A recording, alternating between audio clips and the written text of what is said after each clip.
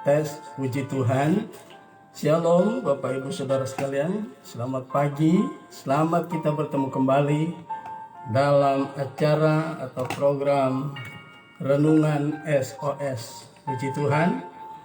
Pagi yang indah ini kita akan memulai kembali renungan kita dengan tema yang baru, yaitu kita baca dulu nas pokoknya, tapi sebelumnya kita satu di dalam doa. Bapa di dalam surga, Bapa yang kami sembah dalam nama Yesus, terima kasih Tuhan oleh anugerah-Mu yang Kau sudah jaga pelihara kami sepanjang malam yang berjalan dengan tidak kurang satu apa.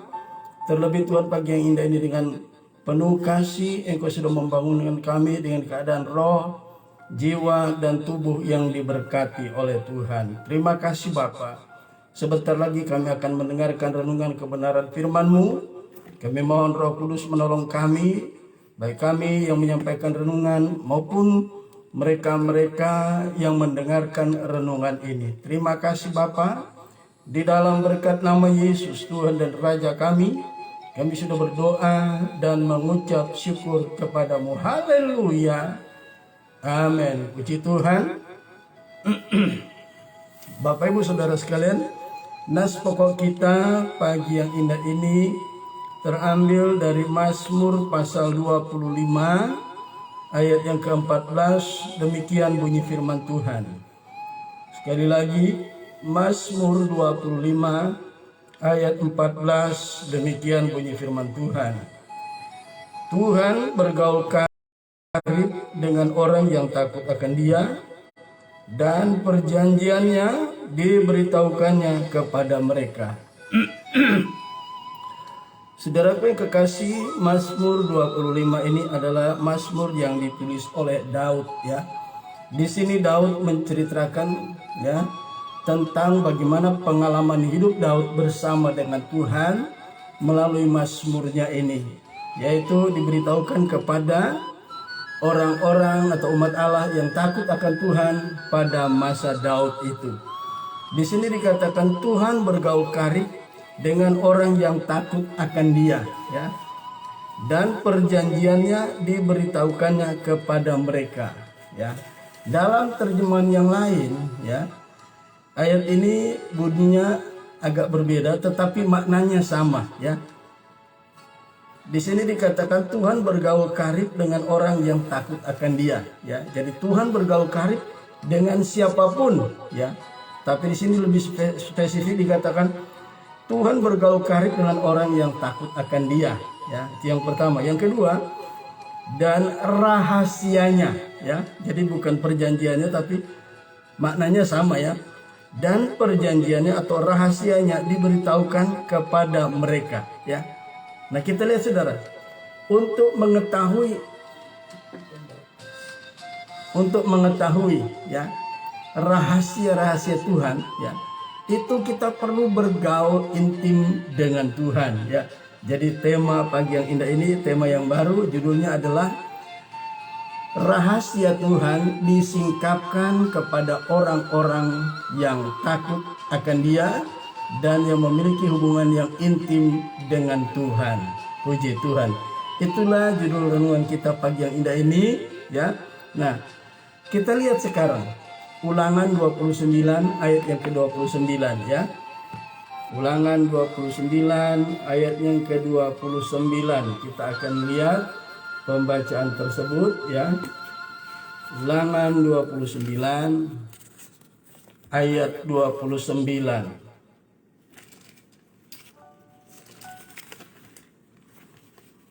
Ulangan pasal 29 ayat yang ke-29.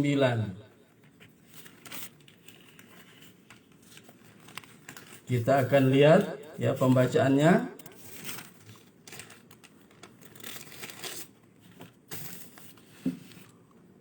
Ulangan 29 ayatnya yang ke-29. Demikian bunyi firman Tuhan ya. Hal-hal yang tersembunyi ialah bagi Tuhan. Hal-hal yang tersembunyi ialah bagi Tuhan Allah kita. Tetapi hal-hal yang dinyatakan telah ialah bagi kita dan bagi anak-anak kita sampai selama-lamanya, supaya kita melakukan segala perkataan hukum Taurat ini. Ya, saudaraku, di dalam Alkitab ada terlalu banyak rahasia Tuhan yang belum dinyatakan, yang belum diungkapkan dalam Alkitab. Ya, dengan kita selesai saja membaca kebenaran firman Allah dari Kejadian sampai Wahyu, itu kita tidak cukup ya memahami siapa Tuhan yang sebenarnya. Ya, Tuhan menyatakan dirinya kepada orang percaya melalui kitab suci. Tetapi semua yang dituliskan dalam kitab suci itu belum menyatakan secara sempurna siapa Allah kita. Sebab ya, jika Alkitab bisa menyatakan ya Allah yang sebenarnya, yang sesungguhnya, yang murni, yang sempurna, ya, berarti manusia bisa sama dengan Tuhan. Sebab dia bisa menguasai, ya, mengetahui ya, kesempurnaan Tuhan itu seperti apa, ya. Tetapi apa yang dinyatakan oleh Alkitab itu ya dan amin. Allah membatasi dirinya. Ada hal-hal yang tidak bisa dan tidak perlu dia lakukan. Dia nyatakan, ya. Jadi semua yang tertulis, ya, tadi dikatakan hal-hal yang tersembunyi ialah bagi Tuhan Allah kita. Jadi sejak dari Kejadian 1 sampai Wahyu pasal 22 ayat 21, itu hal-hal yang dinyatakan, bukan yang tersembunyi. Tetapi ada yang dimaksud dengan yang tersembunyi, yaitu rahasia Tuhan. Tetapi ada sesuatu yang bisa Tuhan sampaikan, ungkapkan kepada orang yang bergaul intim dengan Tuhan dan yang takut akan Dia. Rahasia Tuhan disingkapkan, ya. Apakah rahasia-rahasia itu? Mari kita lihat, ya. Kejadian pasal yang ke-6, ya. Kita lihat Kejadian pasal yang ke-6. Kita akan lihat rahasia yang disingkapkan oleh Tuhan. Kita baca di dalam Kejadian pasal 6 ayat yang ke-5 mulai, demikian bunyi firman Tuhan. Ketika dilihat Tuhan bahwa kejahatan manusia besar di bumi dan bahwa segala kecenderungan hatinya selalu membuahkan kejahatan semata-mata, maka menyesallah Tuhan bahwa Ia telah menjadikan manusia di bumi dan hal itu memilukan hatinya. Ya, perhatikan ayat yang ke-7. Berfirmanlah Tuhan, ya, Aku akan menghapuskan manusia yang telah kuciptakan itu dari muka bumi, baik manusia maupun hewan dan binatang-binatang melata dan burung-burung di udara, sebab aku menyesal bahwa aku telah menjadikan mereka. Ya, Allah ngomong sama siapa? Allah monolog dengan dirinya sendiri. Segala sesuatu diciptakan itu sudah tidak baik adanya, ya. Justru melahirkan dosa demi dosa. Dosa di atas dosa, ya. Ini pada zaman Nuh ini adalah generasi yang ke-10 dari Adam. Dan kita lihat ayat 5 tadi menyatakan, ya, ketika dilihat Tuhan bahwa kejahatan manusia besar di bumi dan bahwa segala kecenderungan hatinya selalu membuahkan kejahatan, ya. Allah berencana membunuh semua ciptaannya, membinasakan semua ciptaannya, ya. Jadi tidak ada yang akan tersisa. Tetapi puji Tuhan, kita baca ayat yang ke-8, ya. Ayat yang ke-8 berkata, tetapi, nah, kata tetapi ini yang perlu kita perhatikan, saudara, ya. Tetapi Nuh mendapat kasih karunia di mata Tuhan. Perhatikan, tetapi Nuh mendapat kasih karunia di hadapan Tuhan, ya. Di mata Tuhan. Saudaraku yang kekasih, tahun baru, tahun 2022 yang sudah kita jalani sekarang sudah pada hari yang ketiga atau yang keempat, ya. Pada hari yang keempat kita lihat, ya, ada banyak prediksi-prediksi yang disampaikan oleh beberapa pakar teologi, ya. Tahun ini adalah tahun apa, ya, misalnya tahun kemenangan, ya, tahun kelimpahan, tahun keberkatan, ya. Nah, itu sifatnya bersifat relatif, ya. Tetapi kita lihat apa yang akan terjadi di tahun 2022. kita tidak tahu, ya. Asumsi atau pendapat-pendapat orang, ya, interpretasi orang itu wajar-wajar saja, ya. Tetapi itu sangat relatif. Tetapi di tahun yang baru ini kita akan lihat ada hal-hal yang perlu disingkap, ada hal-hal yang harus disingkapkan oleh Tuhan. Salah satu, ya, pada zaman Nuh, ya, Nuh mendapat kasih karunia di mata Tuhan, ya. Apa kasih karunia yang diperoleh, ya, oleh Nuh pada zaman itu? Dan kita lihat di ayat yang ke-9 mulai, ya. Sebab ayat 8 tadi berkata, tetapi Nuh mendapat kasih karunia di mata Tuhan. Ya, apa kasih karunia yang diperoleh oleh Nuh, ya? Ayat 9 kita baca, ya. Inilah riwayat Nuh. Nuh adalah orang yang benar dan tidak bercela di antara orang-orang sesamanya, dan Nuh itu hidup bergaul dengan Allah. Apa kasih karunia dari Tuhan terhadap Nuh, ya? Di antara orang yang ada pada zaman Nuh, pada zaman itu mayoritas atau 99,9%, ya, hidup tidak benar di hadapan Tuhan. Ayat 5 tadi dikatakan apa, saudara? Kejahatan itu sudah memuncak sampai kejahatan itu sudah memuncak sampai kehadirat Tuhan. Sehingga kecenderungan hati setiap manusia membuahkan kejahatan semata-mata, ya. Itu sebabnya di ayat yang ke-8 tadi, tetapi Nuh mendapat kasih karunia. Apa kasih karunia yang diperoleh Nuh? Perhatikan. Inilah riwayat Nuh. Nuh adalah orang yang benar, ya. Pada zaman itu, sejak manusia jatuh ke dalam dosa, Roma pasal 3 ayat yang ke-23, ya. Atau Roma 3 ayat yang ke-10 dulu kita lihat, ya. Roma pasal yang ketiga ayatnya yang ke-10.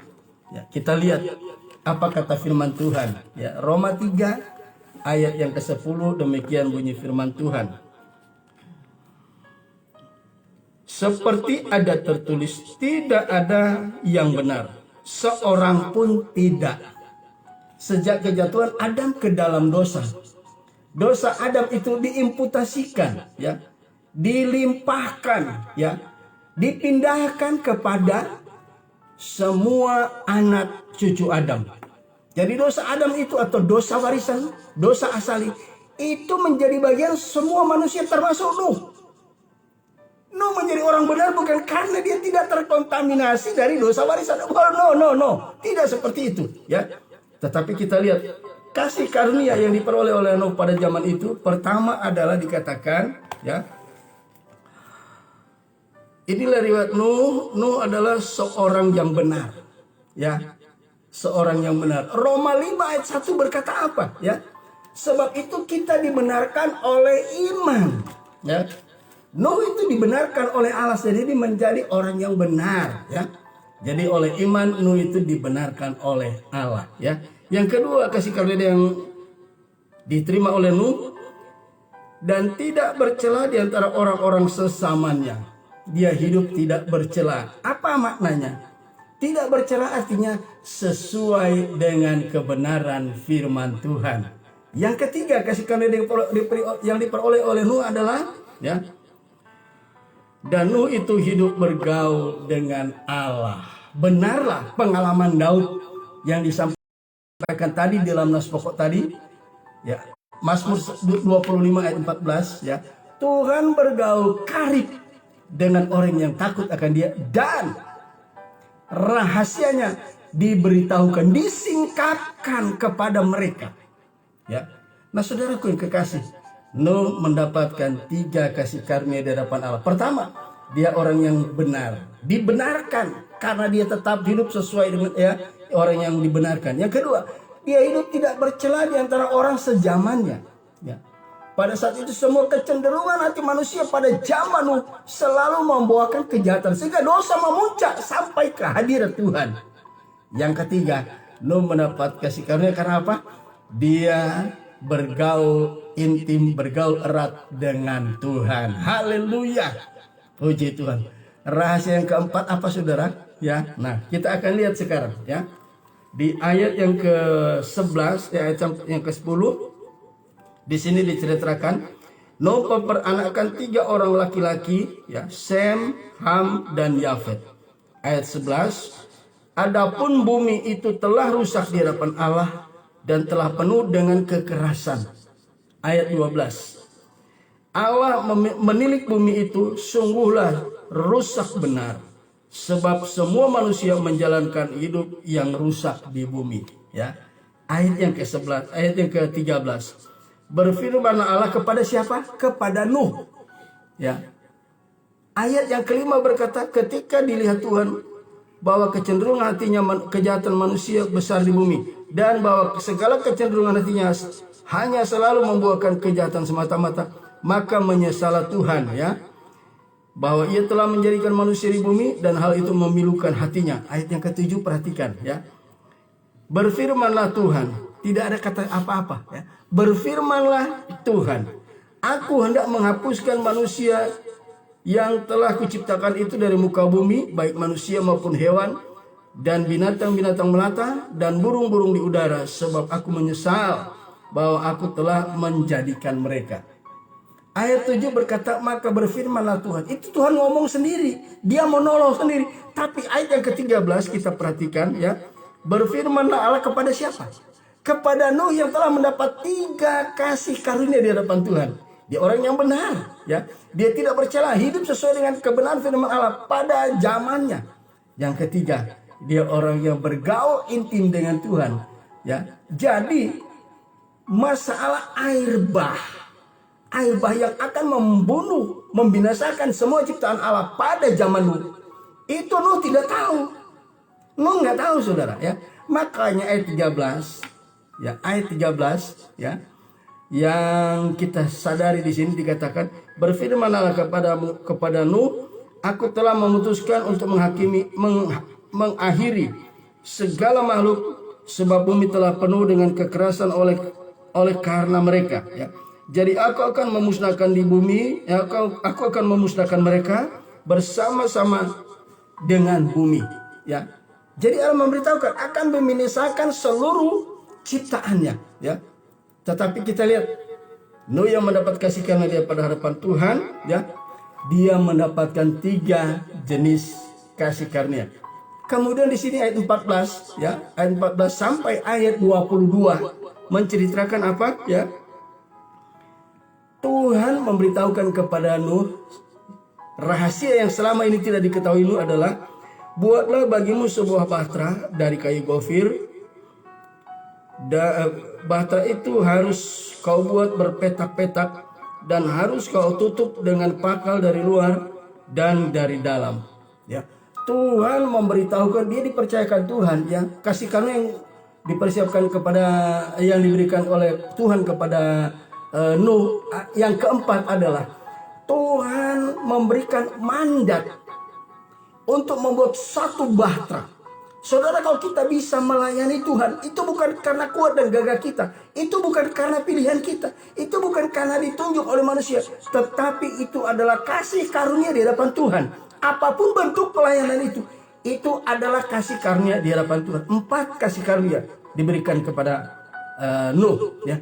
Jadi sekarang dia mendapatkan mandat untuk membuat bahtera, ya. Kenapa dia harus membuat bahtera? Karena Tuhan bilang dia akan menghukum manusia dengan apa, saudara? Dengan air bah, ya. Nuh tidak tahu bahwa akan ada hukuman yang berat, yang besar, murka Allah yang akan disampaikan, ya. Tuhan beritahukan, buatlah bahtera karena Tuhan akan menghukum semua yang diciptakan dengan air bah. Saudara, kalau dipikir-pikir, Nuh hidup 120 tahun. Kalau Nuh bisa sanggai perkataan Tuhan, bisa saja, saudara. Sebab apa?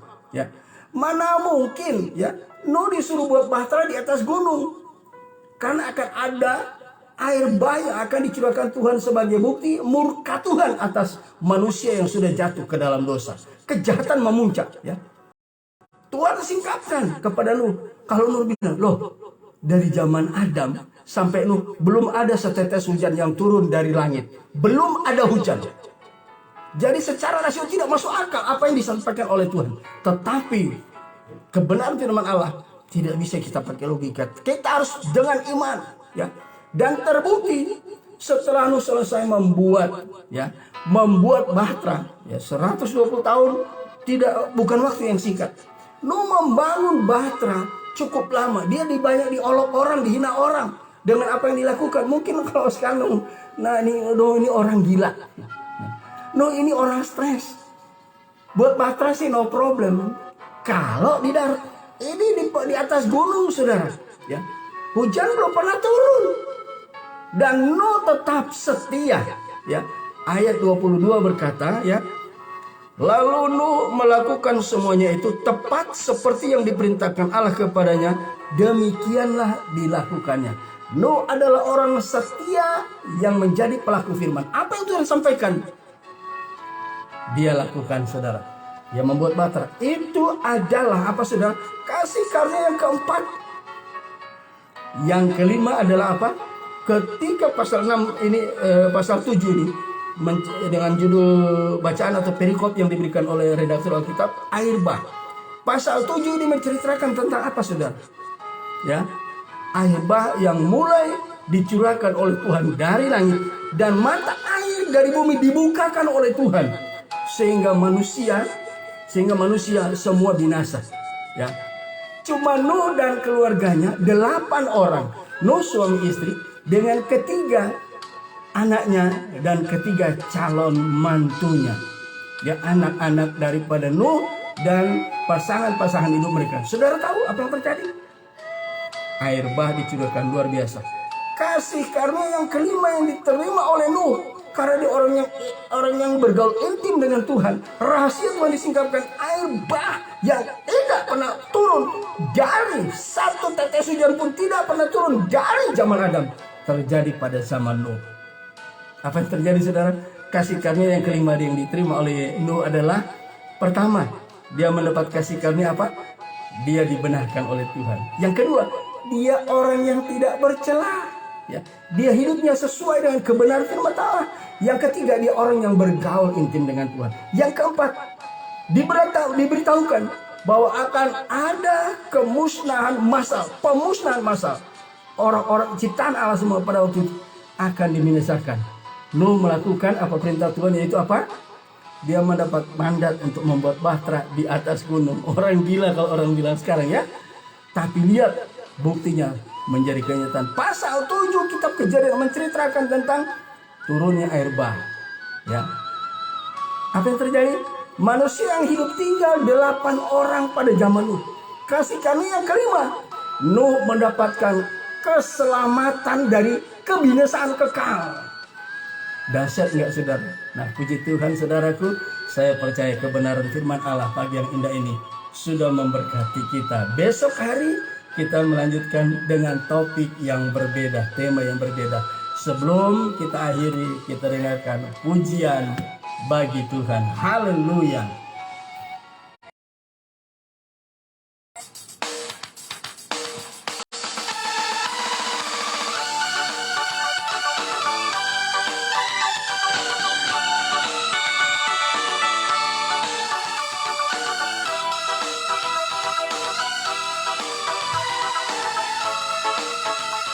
Haleluya, haleluya.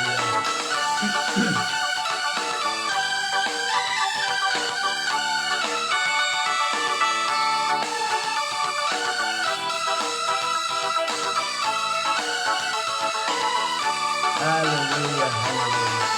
Begitu besar kasih Allah pada kita. Diberkatilah anak cucu kita di mana-mana. Tuhan ubah miskin dan menjadikan kaya. Dia merendahkan dan meninggikan juga.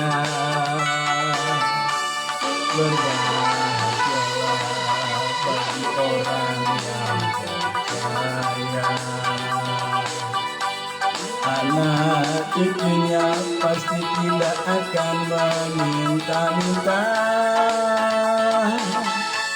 karena Allah menggenapi firman-Nya.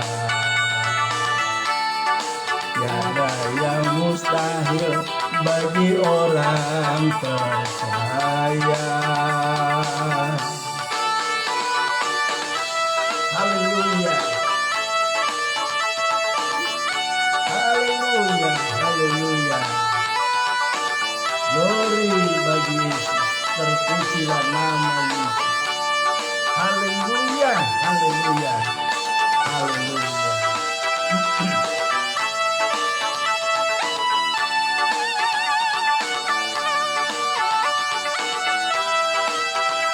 Terima kasih Tuhan. Haleluya. Haleluya. Haleluya. Begitu besar kasih Allah pada kita. Diberkatilah anak itu kita di mana-mana. Tuhan mengubah miskin dan menjadikan kaya. Dia merendahkan dan meninggikan juga. Berbahagialah bagi orang yang percaya. Anak cucunya pasti tidak akan meminta-minta, karena Allah menggenapi firman-Nya. Tiada yang mustahil bagi orang percaya. Berbahagialah bagi orang yang percaya. Anak cucunya pasti tidak akan meminta-minta, karena Allah menggenapi firman-Nya. Tiada yang mustahil bagi orang percaya. Tiada yang mustahil bagi orang percaya. Haleluya, haleluya. Terima kasih Tuhan. Kita satu di dalam doa. Bapa di dalam surga, Bapa yang kami sembah di dalam nama Tuhan Yesus. Pagi yang indah ini, setelah kami mendengarkan renungan kebenaran firman Allah, kami sungguh bersyukur. Di tahun 2022 ada banyak prediksi tentang hal yang akan terjadi di dalam tahun yang baru ini. Tapi kami percaya kebenaran firman Allah yang harus kami lakukan.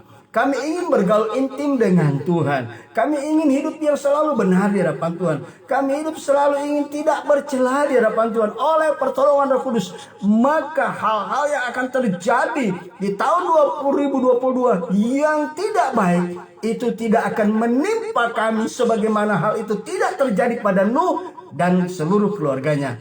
Sebabnya Tuhan melalui Roh Kudus meteraikan kebenaran firman Allah ini ke dalam hati kami.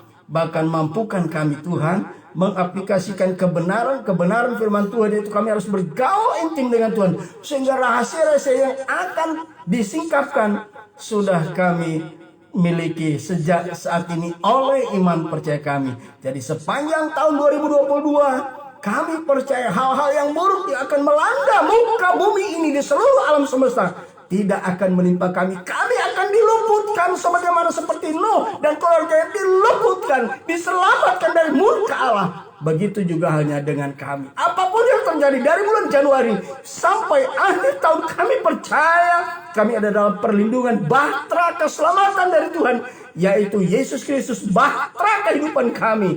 Kami percaya Immanuel, Tuhan beserta kami. Terima kasih Bapa. Di dalam berkat nama Yesus, Tuhan dan Raja kami sudah berdoa dan mengucap syukur kepadamu. Haleluya, haleluya. Amin. Puji Tuhan. Tuhan Yesus memberkati. Sampai ketemu besok pagi. Shalom saudaraku. Haleluya.